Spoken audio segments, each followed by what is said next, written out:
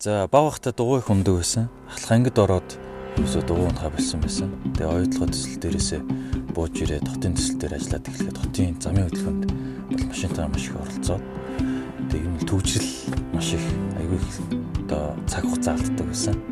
Тэгээд анхаа гүнээ хоёр маань харин дугуй унж байгаа. Та ингээд дугуй унавал ямар вэ гэдэг аягүй гоё тийм санал тавьсан. Тэгээд тэр үеэс эхлээд дугуй сонирхоо, дугуй аваад одоогоор жил гаруй хугацаа дугуй унж байна.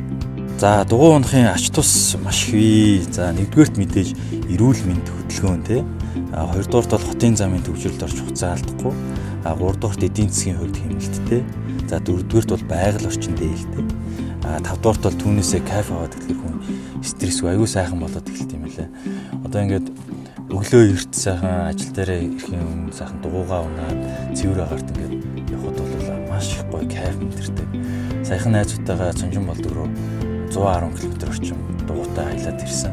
Тэгэхэд бол бас өөрийнхөө ингээд төвчээрээс өрөөд ингээд яваад ирэхээр аягүй тийм гоё мэдрэмж авд юм лээ. Дугуй унах үедээ аюулгүй байдлыг хангах нь бол маш чухал шүү. Нэгдүгээрт бол мэдээж хүний толгоогоо хамгаалж дуулах өмсөх хэрэгтэй. Хоёрдугаарт бол тод өнгийн цацруулагчтай өмсгөл өмсөх хэрэгтэй. За гуравдугаарт бол дугуйндаа хойд болон урд цацруулагчийг зайлшгүй байршуулах хэрэгтэй. За мэдээж дугуй унж байгаа л юм чинь замын хөдөлгөөнд оролцсон. За замын хөдөлгөөнд оролцож байгаа бол замын хөдөлгөөнийхөө дүрмтэй танилцах хэрэгтэй. Нэгдүгээр энийгээр бол зорчхыг бол зөвшөөрдөг. За тэгээд эргэлт хийж байгаа бол баруун зүүн гараараа төхөөгч ирэх нь бол маш чухал шүү. За манайхан дугуй сонирхож авъя гэж төлөвлөж байгаа бол хамгийн түрүүнд дугуйны зориултаа сайн бодох хэрэгтэй. Хаана унахж байгаа, ямар зориултаар авч байгаа гэдгийг чухал бодох хэрэгтэй.